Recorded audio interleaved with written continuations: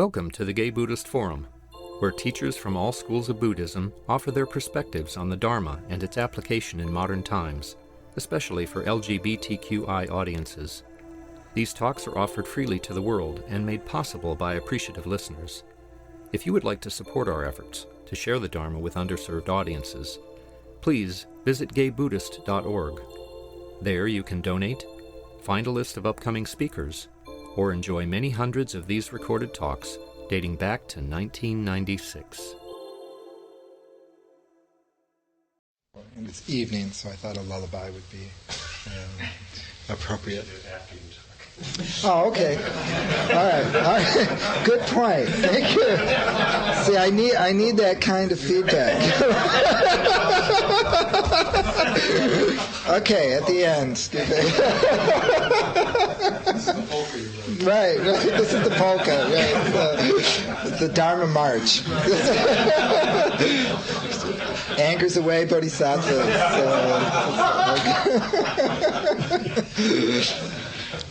No dislike Buddhism.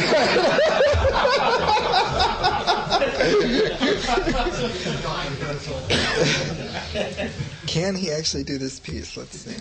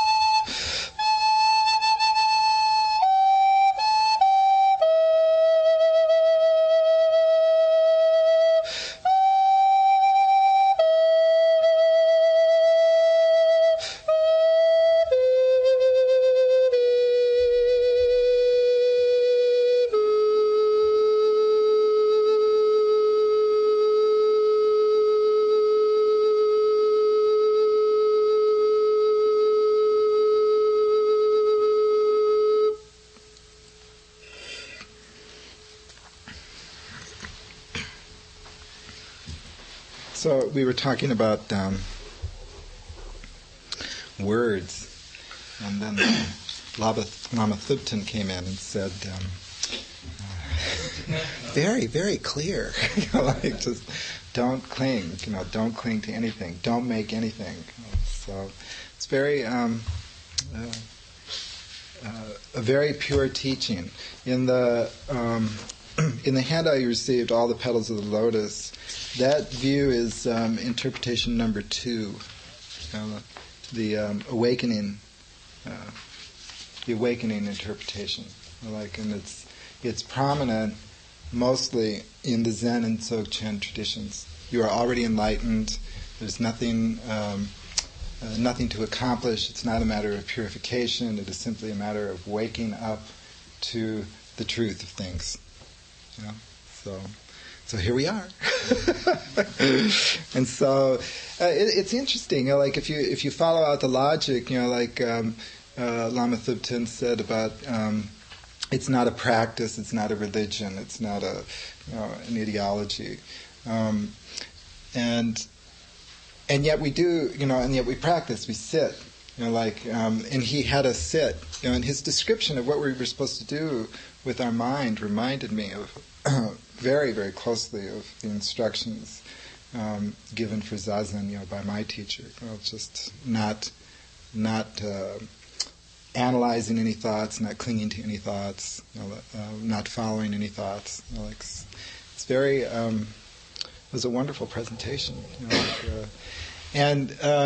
So then the question from that perspective that always arises is, well, if you're, if we're already Buddhas, if everything is already Buddha nature, then why are we sitting? Why are we doing, what we're doing?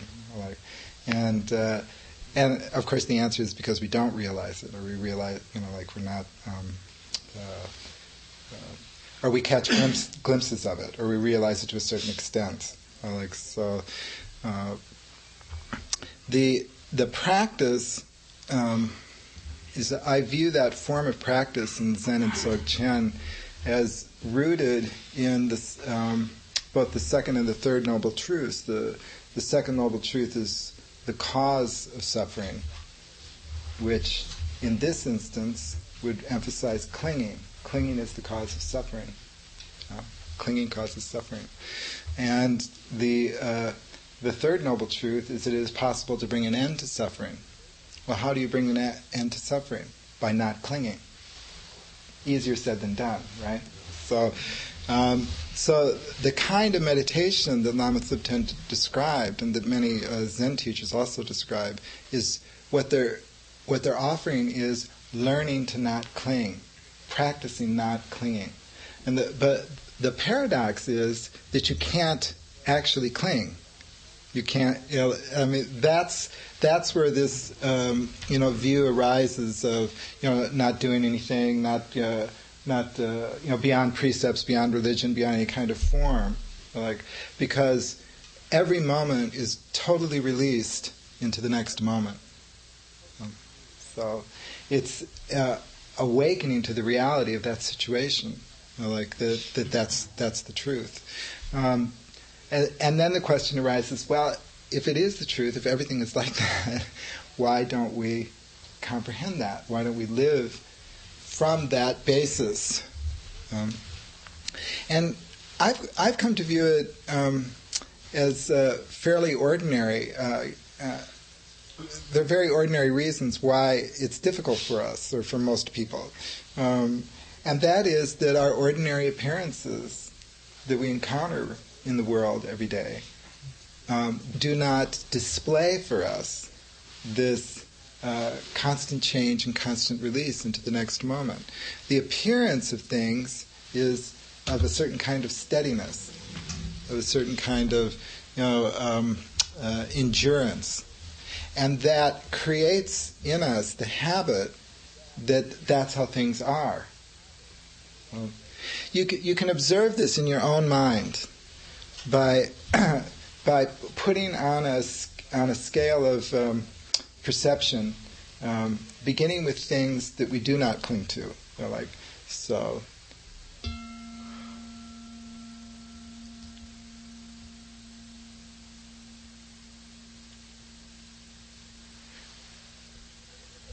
The sound of a bell is an excellent example, because when the sound of a bell comes to an end, it ceases. This is cessation, impermanence. That's the impermanence of the sound of the bell. But I would be willing to bet that there's no one in the room going, wah, the sound of the bell ended. How could that have happened? Why did it happen to me? All those kinds of things. It's perfectly okay. It's perfectly okay with us if the sound of the bell has come to an end. If you want to know what Buddhism means by equanimity, incidentally, that's what equanimity means. It's that sense of being completely at ease when at that point where a phenomenon reaches cessation. That's the experience that they're pointing to. Sound of the bell, not a problem. Most sonic phenomena are not a problem. Now, occasionally somebody puts music on at work that you don't like, or something like that, and then your like and dislike mind arises. But by and large, sonic phenomena are released by us. Are not clung to by us. It's very interesting. Except for like a refrigerator that will never cease. Right. When it threatens not to. Yeah. I always feel sad when some music is over. Well, I mean, I'm not stating a universal truth here. I'm not saying in every single instance of every single sonic phenomenon. I'm just saying that I think that we can relate to the meaning of non-clinging through the experience of sonic phenomena. We can use that as a template or a paradigm, for what is being talked about. So that is the experience of non-clinging. Or when you're walking along the ocean, the crash of the waves. It's a beautiful sound, the crash of the waves. But when one wave ceases to make its sound, there's not a feeling of resentment, or there's, even more important, there's not the feeling that something has gone wrong, because the sound has ceased. In some of the sutras that are very popular in the Chinese cultural sphere, like the Shurangama Sutra, has a whole chapter about how the realm of sound is the best way to access the Buddha Dharma. It's very interesting. There's a whole section on that, and I think that's what they're pointing to. When it talks about that, it's possible to access the Buddha Dharma through any sensory experience, but it's easiest through the realm of sound, because of that experience of non-clinging. But you have to focus on that. You have to realize that that's what you're doing. You have to recognize what non-clinging is.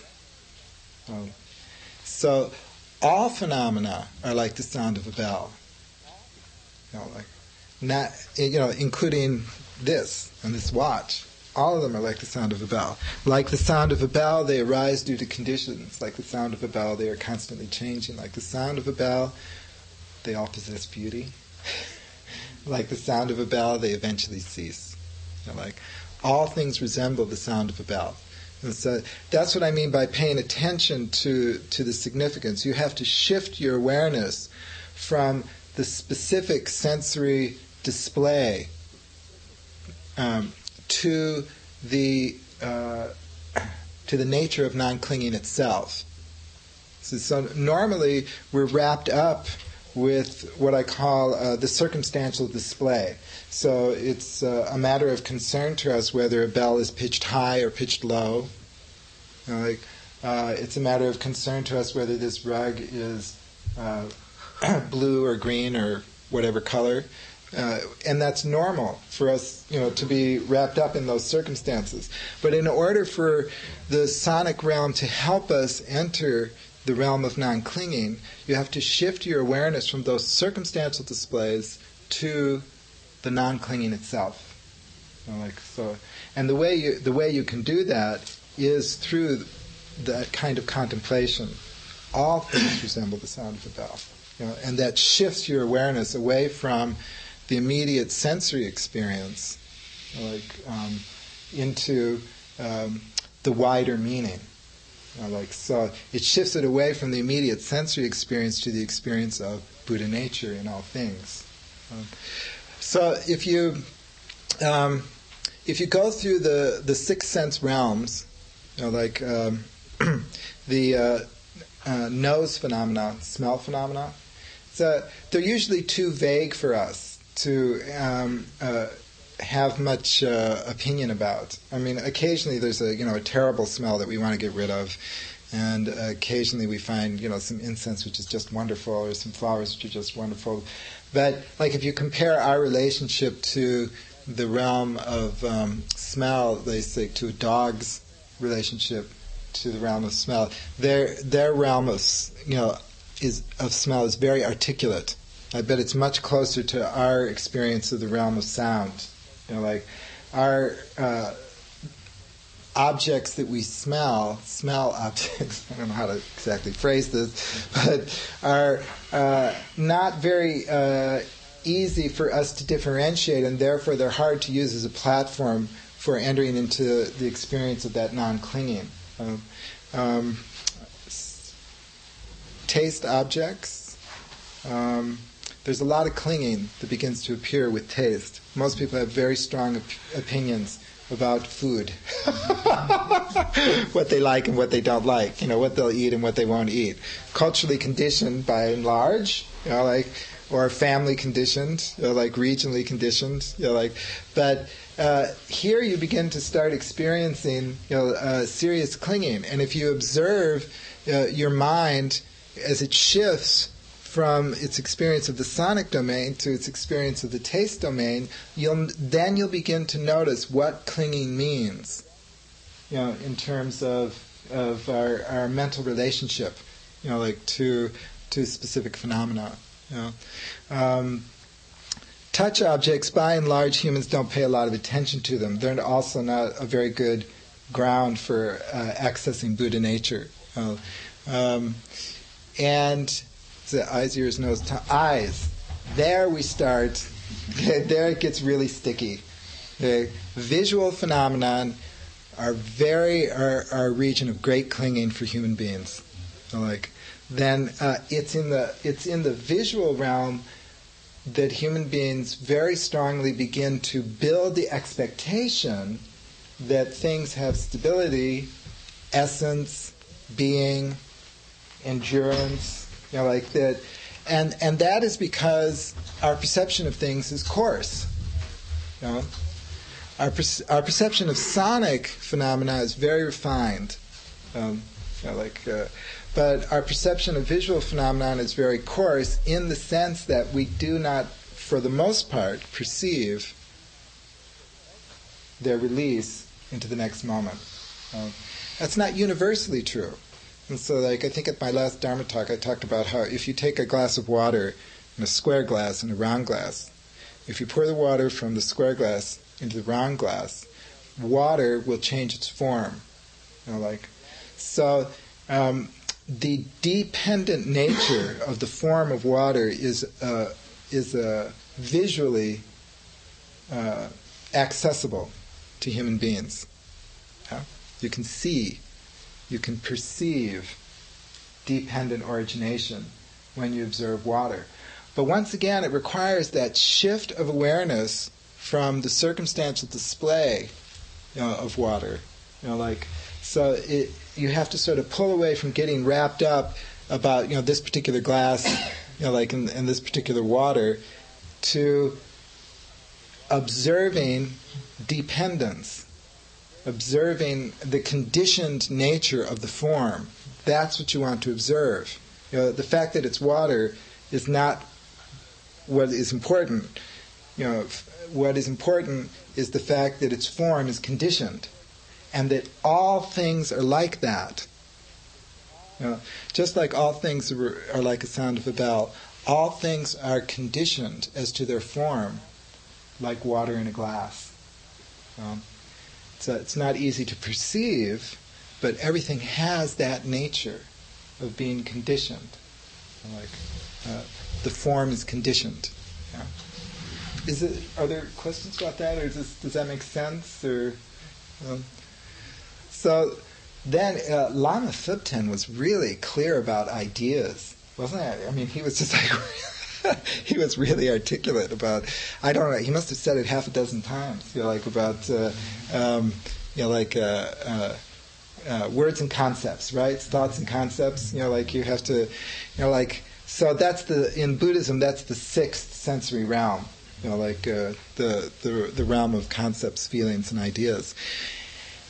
That is where human beings really get stuck. That is where clinging becomes acute. I wish I forgot to bring it out, but in the Book of Ones, there's another section where the Buddha says, "Monks, I know of nothing in existence so changeable as the mind."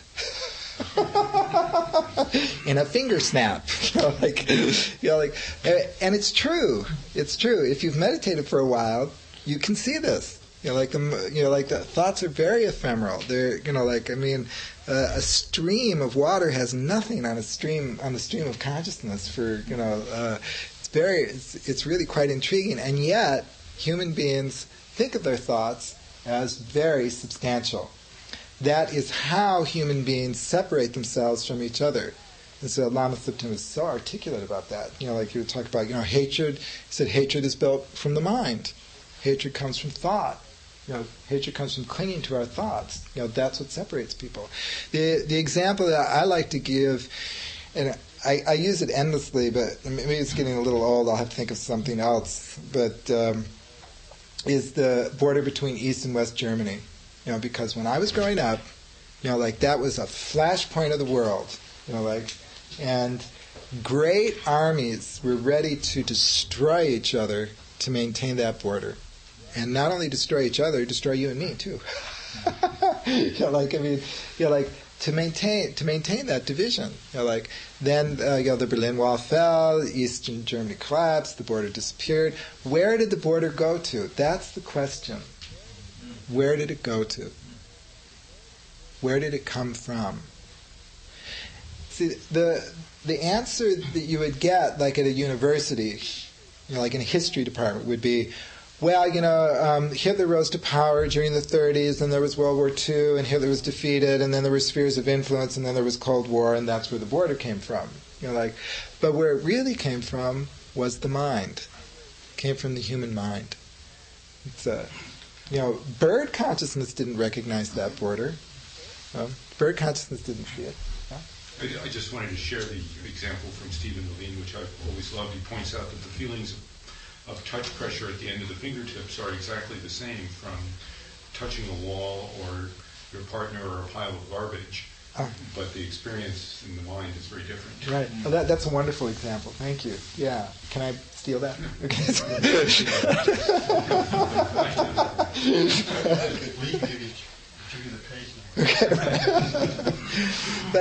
But the example of borders between countries is an acute one because it demonstrates the intensity and the power of the mind to project divisions onto existence. This is very powerful. And it's also important to articulate that I'm not saying these borders are non-existent. If you try and cross, one of those borders, and you get arrested by a crossing guard, and then you say, well, these borders are just due to the mind. You're in trouble. But what I'm saying is that they are mind dependent. It's just like the shape of the water is dependent. The form of the water is dependent upon the glass. Okay? But I'm not saying that water doesn't exist. I'm saying its form arises dependently. Okay? Similarly, the borders between countries, I'm not saying they are non-existent. I'm saying they are dependent upon conditions. And the crucial condition is the human mind, our concepts. Like, dislike, ancient hatreds. I remember when the Berlin Wall first fell, there was this kind of headiness among some people in the West that there were even visions that Eastern Europe would become, completely democratic, and there'd be economic reforms, and they'd sort of zoom ahead. What's really the power of the mind to dig up ancient hatreds is immense, immense. that people are willing to sacrifice economic advantage, all sorts of things in order to cling to that identity. It's quite extraordinary. In the Dhammapada, the Buddha says in the twin verses. See if I can get this right. He robbed me, he abused me, he assaulted me. Those who cling to such thoughts, suffering follows them like a shadow, like a wheel following the ox that pulls the cart. He robbed me, he abused me, he assaulted me. Those who do not cling to such thoughts, suffering comes to an end. So, and that's very, very hard to communicate to people who are suffering, objectively suffering from historical circumstances and social oppression. It's my belief that one of the cruelest things that happens to oppressed groups, one of the greatest oppressions, is the belief that is planted in the oppressed group that if the law changes, if the circumstances shift, then suffering will cease. The reason it's so cruel is because if they accomplish their goal, and they find out that their life still has inadequacies, unsatisfactoriness, sickness, old age, and death, it impacts as a kind of vast resentment. We worked so hard for things to be better, and things were great, and if we just got this fixed, then, all the energy is put on that, and I think of that as a great cruelty, and one of the most difficult things to communicate. To oppressed people. Not that I would go up to an oppressed group and say something like that.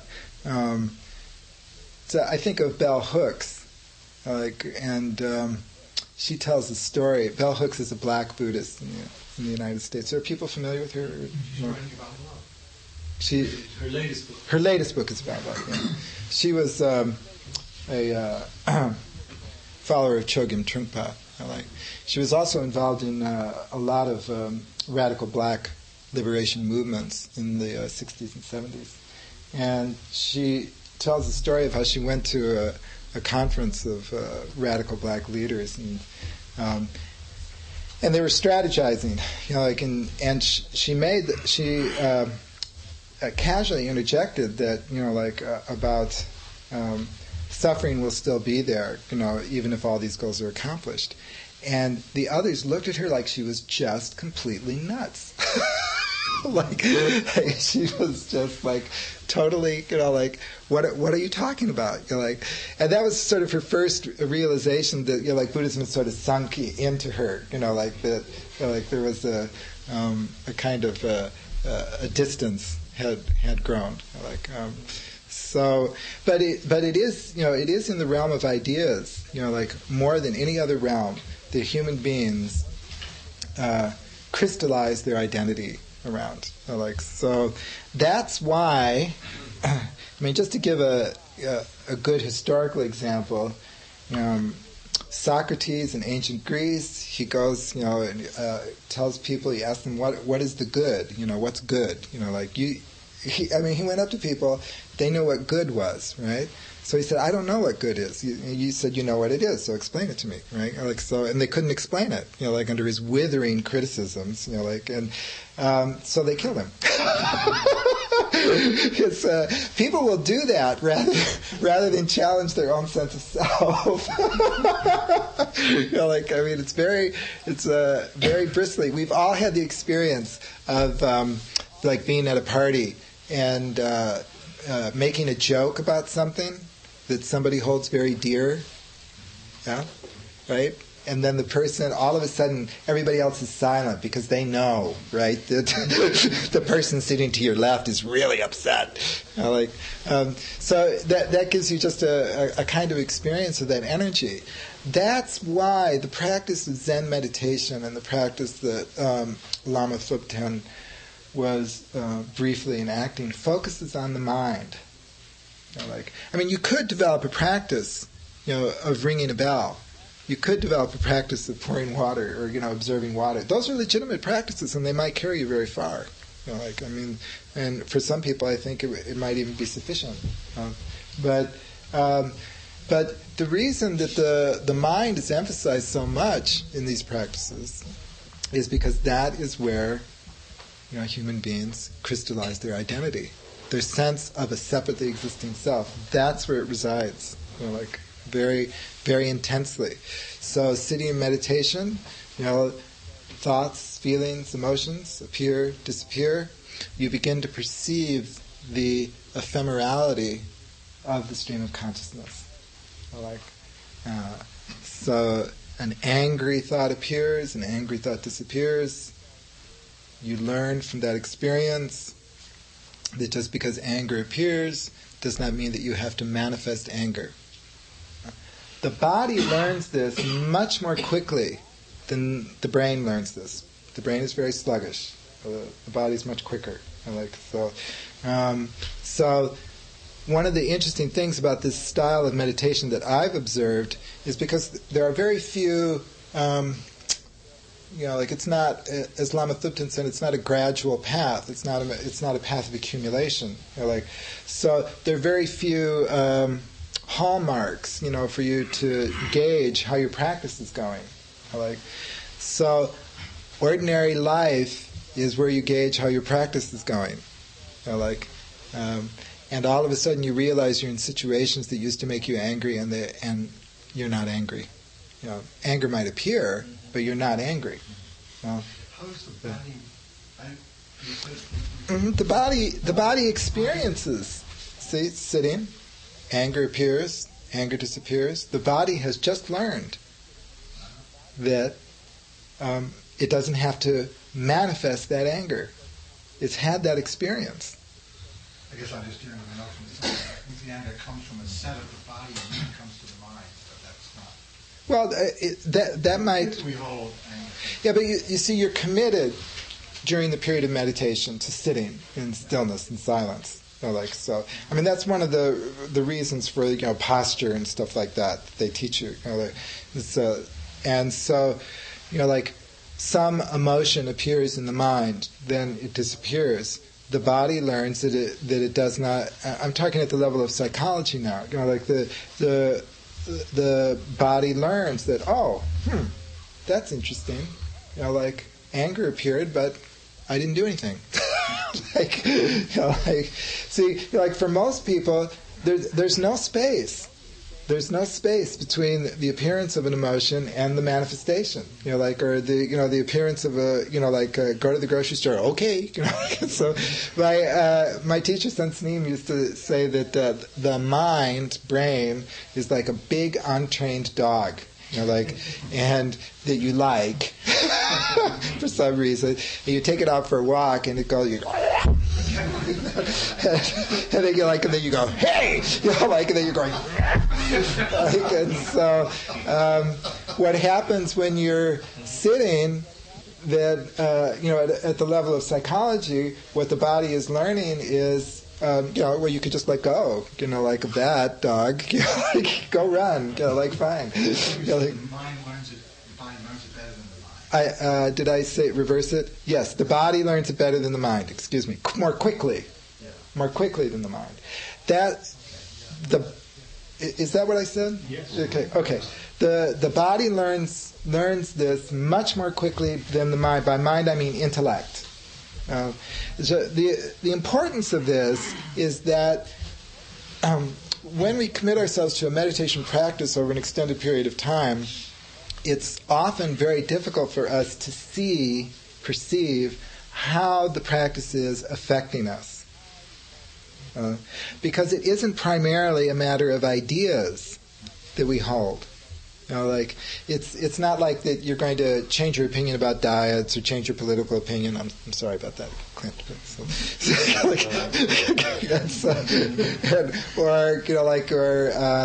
Or necessarily get a new job, or like those kinds of manifestations aren't what meditation addresses. What meditation, this style of meditation, the kind that Lama Thubten was talking about, what it addresses is non-clinging to whatever appears. So, it's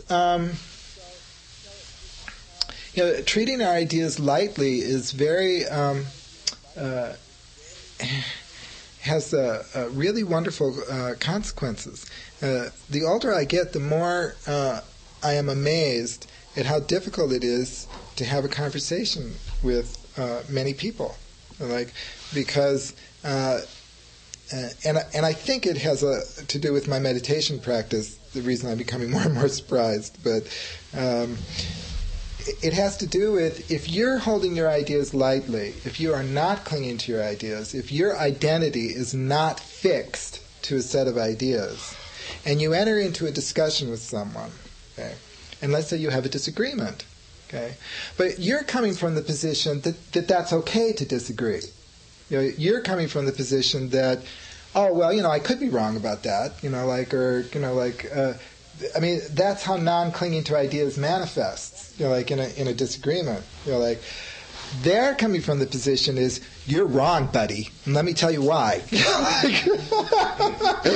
You're not going to, because, if you're entering into a discussion with someone whose identity is fixed, on their ideas, their political ideology, their religion, or the list that Lama Thubten went through, their nationality, their race, their sexuality, their religion. It was nice that he even included Buddhism in there, and Buddhism has had its fanatics in history, and doesn't that sound funny? but it has, and Lama Thubten correctly pointed out that it's possible to even cling to the idea of enlightenment, and you're right back where you started, so like he said, it's not a matter of substituting one set of beliefs for another set of beliefs, So I have a friend whom I'm extremely fond of. He was a Jehovah's Witness, for many years, and he was raised in a Jehovah's Witness family, and he grew up, being a true witness, and he's now an atheist, and he is the most fanatic atheist you have ever. He is a proselytizing atheist. He even says that he's a proselytizing atheist. And he's out there, on street corners. He's knocking on doors. Bertrand Russell wrote a beautiful essay on that. Yeah. Describing, Catholic atheists. There's only one true atheist. Maybe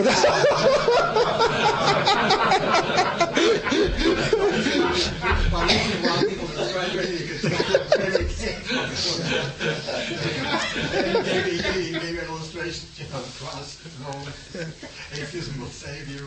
That's wonderful. That's wonderful. But the thing about words is, and this is where it becomes very subtle, is that it's not a matter of having a psychic lobotomy. Okay? It's not a matter of, it's like, it took me a long time because my teacher used to say, every interview, cut off all thinking. So I thought, what I needed was a psychic lobotomy. So, but what he meant is cease to cling. Cease to cling to thinking. Stop clinging to thinking. Or he would say, don't check your mind. Don't check your mind. Lama Thubten said something almost identical to that. I tried to remember it, but I can't remember. And when he was describing how if a hostile thought appears, you don't evaluate that, you just release that. But it, and this is what I was getting at this afternoon, that thoughts and words also exist as objects in this world. They are mental objects. They are not physical objects. But just like the sound of a bell, thoughts arise due to causes and conditions. Thoughts constantly change, and thoughts eventually cease. That is their Buddha nature. Just like the form of water being dependent upon conditions, the form of thoughts is dependent upon conditions. And that is their Buddha nature. So thoughts, words, concepts, it's not a matter of ejecting them from existence. And it's necessary to make that subtle evaluation, distinction. In order to, it's not a matter of stopping thinking, because the brain thinks. That's its job. It's a matter of seeing the Buddha nature of thoughts, just like you hear the Buddha nature of sounds, and you perceive the Buddha nature of flowing water. See, then words are not a hindrance, because you come from that place that is before words and thoughts. So when this place that is before words and thoughts is unhindered by words and thoughts, it is also the place before sounds appear or any other forms appear. It's before name and form. Before name and form. Then words are not a hindrance. Then studying the sutras, reading the sutras, studying the Dharma, not a problem. In fact, it can be very, very helpful.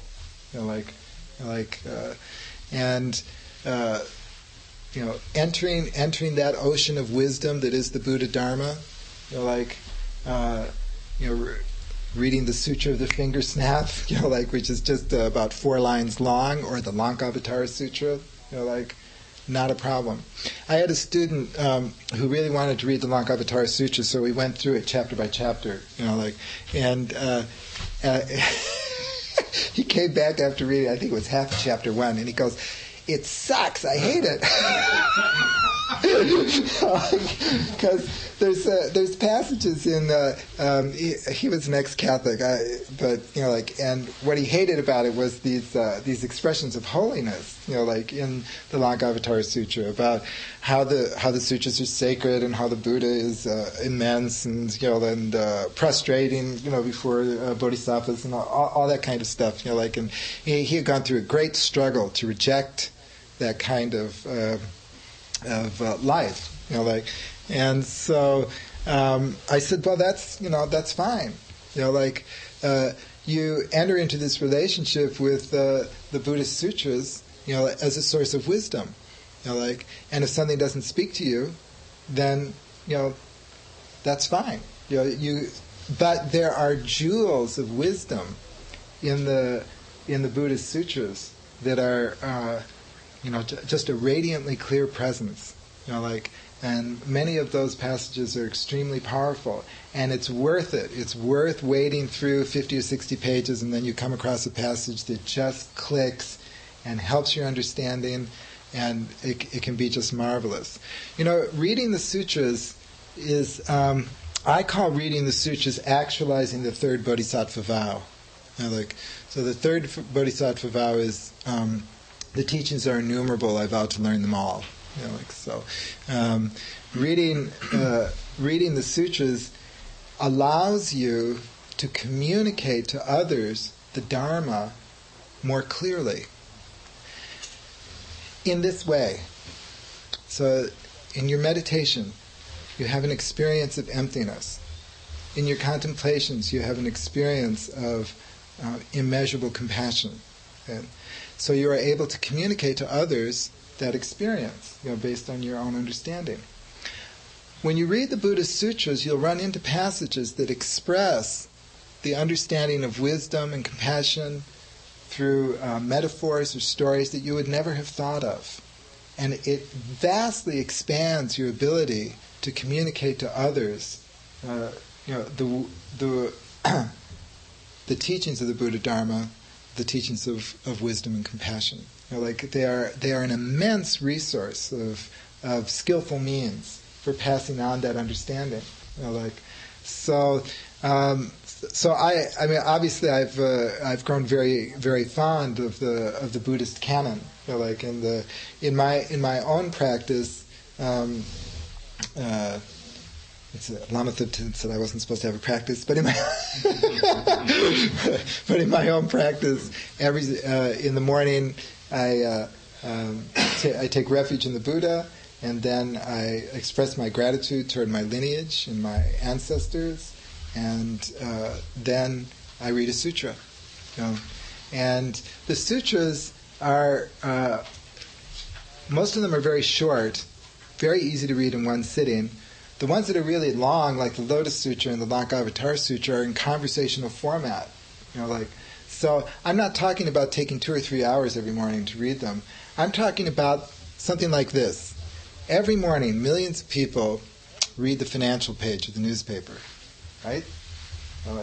Every morning, millions of people read the sports page in the newspaper. And after a time, they become very knowledgeable about finance. They become very knowledgeable about sports, or whatever they spend time on. Every week, there's people who read mystery novels. Maybe I know some people who read 3 or 4 a week. Okay, it's that kind of pattern that I'm talking about. If you decide, it should be attractive. I'm not tossing out shoulds here. If you feel inspired to enter into that ocean of wisdom, which is the Buddhist sutras, then my recommendation is to go slow. Just read 1 or 2 sections a day, and after a certain amount of time, you'll be surprised at how your ability to communicate the Buddha Dharma has greatly expanded, and become much, much more articulate. And once again, it's very important to have that meditative practice as the basis, the practice that Lama Thubten was talking about. Otherwise, I guess the distinction I'm trying to make is between what I call viewing the scriptures as holy and viewing them as sources of wisdom. If you view the Buddhist sutras as holy, you got a problem. They're full of contradictions. They're full of passages. Well, you're going to run into some passages that you don't like. Like my student, this sutra sucks. They were written over an enormous number of centuries, and they express many, many different views. It has to do with what I was talking about in the varieties of Buddhist teachings. They reflect different interpretations. And some of them will resonate with you, and some of them won't. The comparison I like to make is in the West is with the dialogues of Plato.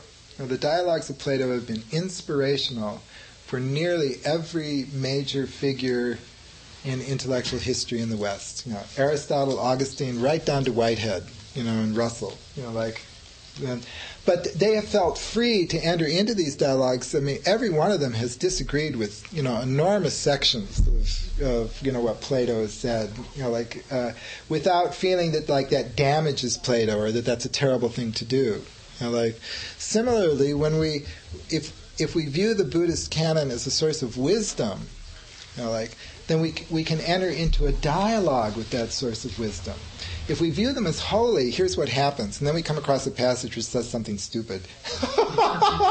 Then we're stuck. We have to say, oh, it doesn't really say that. That's theologians like to do that. It doesn't really say that.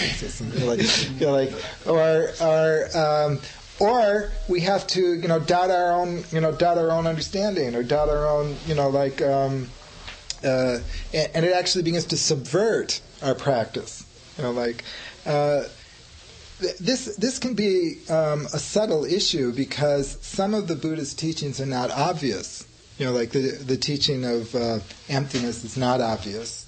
Like even the teaching of immeasurable compassion is not obvious. Like there are many people who would argue against the idea of immeasurable compassion. A very good friend of mine who occasionally attends talks on Sundays doesn't agree that immeasurable compassion is a good idea.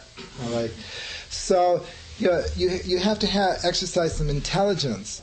This is where the importance of a sangha comes in. Where you can bring up your understandings with other people and say, well, does this really mean what it says? How do you understand this passage? How do you understand this passage? So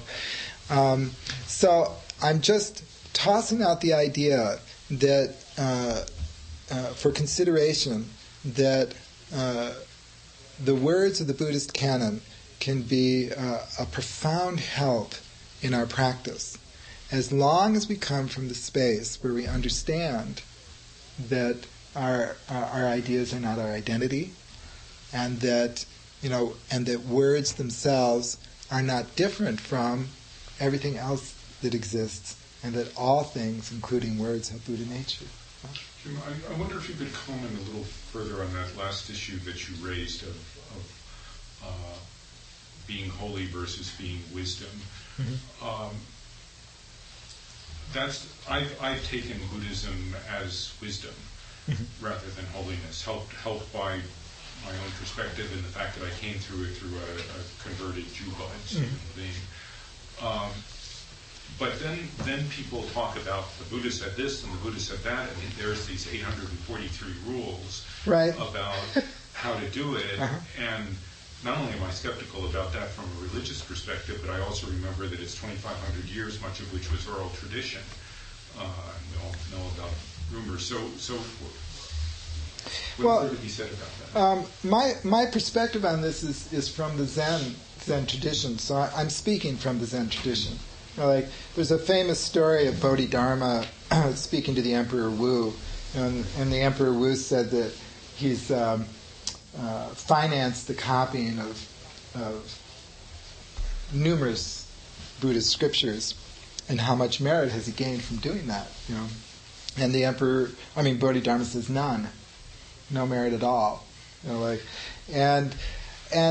But there's a funny ambiguity in the Zen tradition about its relationship to the Buddhist sutras, because Bodhidharma certainly could quote sutras, and evidently his favorite one, for example, was the Lankavatara Sutra. There's another example from the history of Zen. The Zen master Tetsugen in Japan spent an enormous amount of time and resources of his patrons traveling around Japan, collecting all the sutras that were at the various Buddhist temples, and publishing the first Japanese Buddhist canon. There's clearly a lot of effort, was spent in that. If you read Dogen's Shobogenzo, the number of sutras that are quoted, you quickly, run out of paper, so what's going on here is my interpretation of Bodhidharma's encounter with the Emperor Wu is that Bodhidharma was saying you don't have any merit because you're thinking in terms of the sutras as holy. That you're thinking, you're clinging to the sutras. And if you do that, then that's just, as Lama Thupten said, that's just substituting one belief system for another belief system. The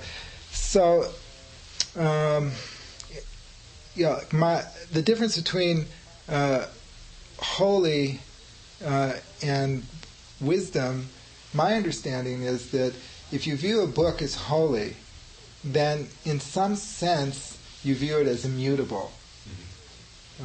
And that's why there are all those arguments, in the monotheistic traditions, in the Buddhist tradition. What? Like annulling marriages. Yes, right. About, what it really says, and your interpretation is wrong, and and that sort of thing. Instead of saying that's not my interpretation, there is the sense, if the book is holy, that your interpretation is wrong. And so when you have that relationship to any book, it could be the origin of species, then you start making divisions between people, and you start building borders. They may not be national borders, but they can be very intense borders nonetheless. Jim? Yeah. Question, a technical one. What makes a sutra a sutra? I'm thinking of like the Pali canon. Mm-hmm. Canon is what I'm looking for. I'm trying to get a grasp on when sutras begin to be written and when they cease. Do they cease to be written, or if we've got modern American Buddhist scholars writing commentaries on Buddhist texts, are they sutras as well? No, technically they would be called shastras. Roger, correct me if I get astray here, on some historical point. But my understanding is that the tradition is that after the Buddha died, a quick thing about how the Buddhist canon was developed. The Buddha never wrote anything. He never wrote anything. I even read one scholar who speculated that the Buddha didn't know how to write, but in any case, he didn't write anything. So when somebody you like dies, what do? You get together and you tell stories, right? Wasn't that neat when Joe so-and-so, and you tell us. So people were doing that after the Buddha died. And the traditional story is that his closest disciples and monks got together. There was this congress of monks, and the pivotal people at this congress were Ananda and Upali. And Ananda, who was the Buddha's cousin and probably his closest disciple, or one of his closest disciples, recited the Buddha's teachings. The other monks who were present affirmed or corrected what Ananda remembered. That's the sutra section. Upali remembered the rules of conduct, the Vinaya section, and a similar process. Then they put them into chantable form. Incidentally, if you ever read the sutras, one of the problems you'll have is they're incredibly repetitive. But if you keep in mind that most of these were chanted for centuries, what you're reading is more closely resembles the lyrics of a song than a philosophical treatise. So keep that in mind when you read it. So then the tradition is that the monks met on the quarters of the moon to chant the canon. So that's the traditional story. I believe the situation was more complicated. I suspect, this is speculation, that there were a lot of little groups around after the Buddha died, collecting sayings, remembering what the Buddha said. At some point after he died, and I'm talking about centuries, they were all collected and put into this form. So what you have is very interesting. Even if you accept the completely orthodox interpretation, about the Congress and Ananda and Upali having incredibly good memories, the Buddha taught for 40 years. And he gave a talk every single day. So what we have is a mere fraction of the number of discourses he must have given. So there was some kind of selection process even on that basis.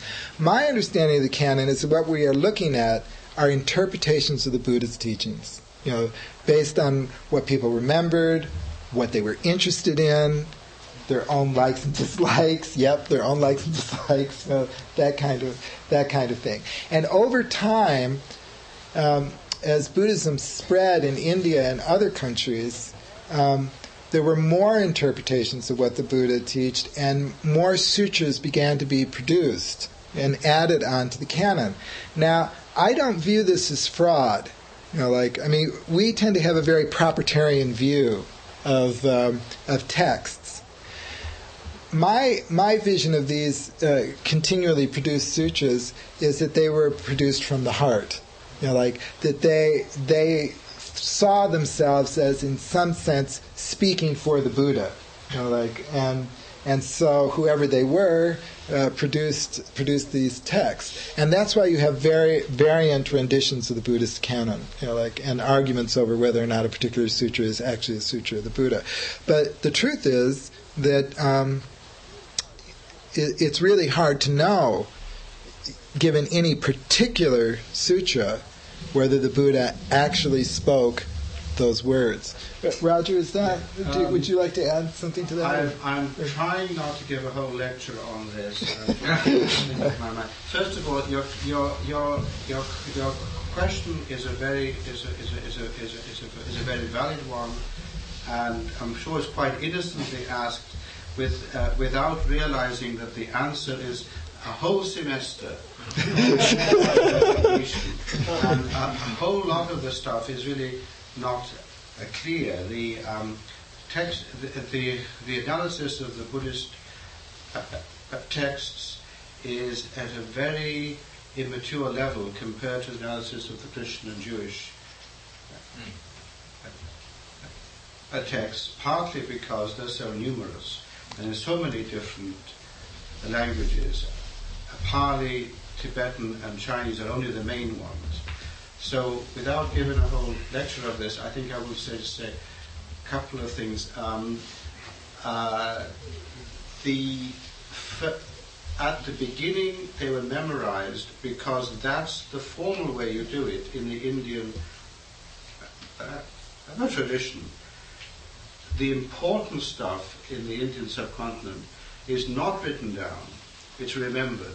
It's sort of different from our tradition and different from the Chinese tradition, where the important stuff is written down and not remembered. So the fact that it was passed down orally for a long time in India is more of a guarantee of its authenticity than not, because they had very precise ways of memorizing was passed down.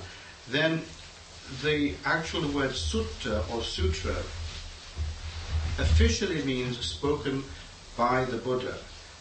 But then, as you mentioned, there's Itivuttaka and so forth that isn't called a sutta. And so also the Dhammapada isn't called a sutta. The large perfection of wisdom sutra has a take on this, where the large perfection of wisdom sutra is fairly long, as you might expect, and the Buddha Shakyamuni hardly says anything. He's like the a host on a late night talk show. He brings on people who are all bodhisattvas, and they say stuff. He doesn't say much. Now, towards the beginning of that, one of the bodhisattvas says, "Why is this called a sutra when you're not saying much? This is supposed to be a Buddha." Now, exactly how he knows he's in a sutra, we don't know. And the Buddha says something to the effect that all enlightenment is the same. So if one of my disciples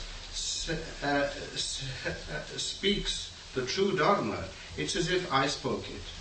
So although the Bodhisattva is speaking it, it's as if the Buddha is speaking it. Mm-hmm.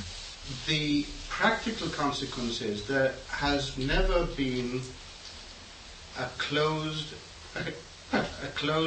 of the canon in the way that there was for the Christian and Jewish traditions.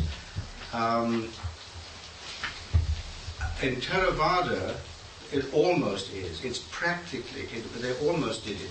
In the Mahayana, there's no possible way. Even the Tibetan and the Chinese have different editions which have things in like dictionaries and astrological material, which doesn't. How is that a sutra? So what it comes down to is that there's no central authority like the episcopate or the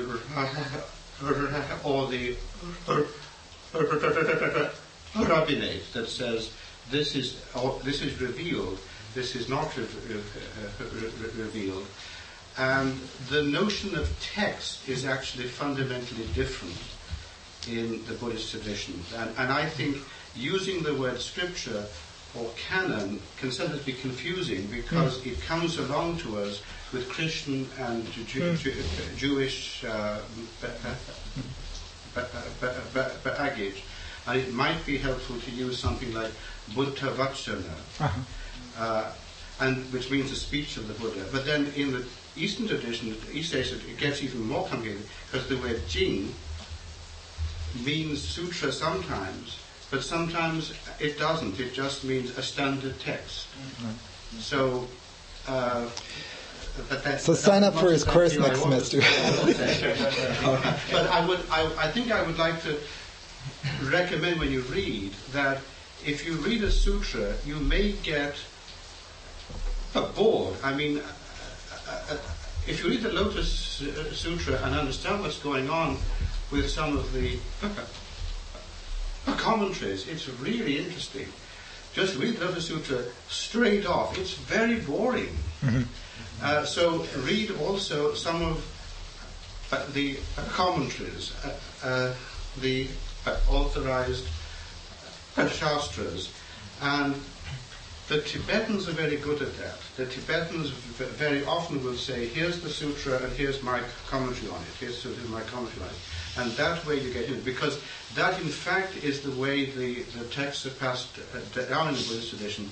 It's not really read a portion of the Bible every day for inspiration. It's go to a teacher and listen to what the teacher has to say.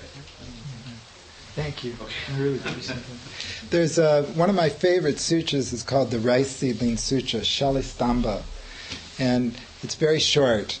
The Buddha says, "Those who perceive dependent origination perceive the Buddha."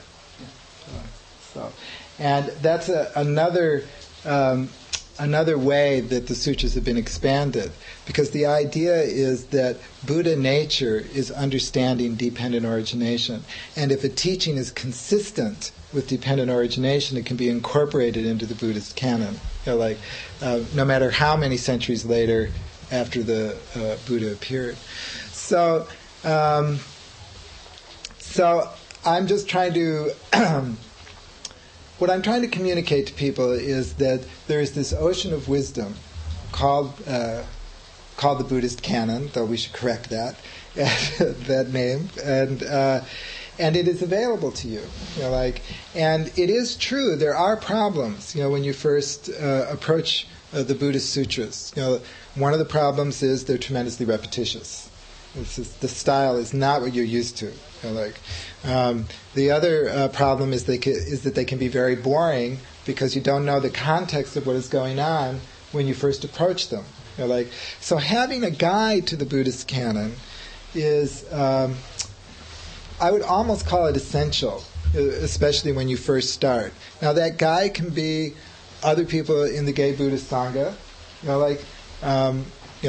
or it can be your teacher, if you have a formal relationship with the teacher, or it can be the kind of commentaries that Roger was talking about. On the other hand, I do want to point out that not all of the Buddhist sutras are that difficult. Some of them are very simple. Like the Book of the Gradual Sayings, the Book of the Kindred Sayings, Dhammapada. There's some sutras which are easily accessible. And you will find, if you're attracted to this, that your understanding of the Buddha Dharma will open. You will find that, like I say, there are really wonderful jewels of wisdom and insight that are in there. And it will help your practice immensely. So let us all wish that all sentient beings attain that state of awakening to the non-clinging mind and the compassionate heart, and that we soon save all sentient beings from suffering. Thank you. And I'd like to close with the lullaby. Is that all right?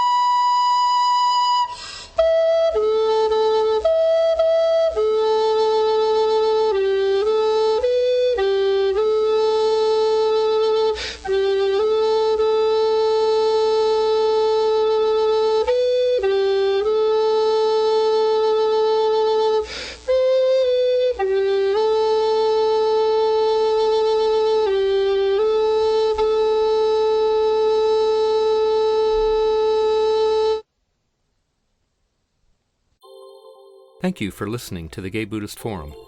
If you would like to hear several new talks per month and be notified of upcoming speakers so you can participate live, please subscribe to this podcast, like us on Facebook, and join our mailing list by visiting gaybuddhist.org.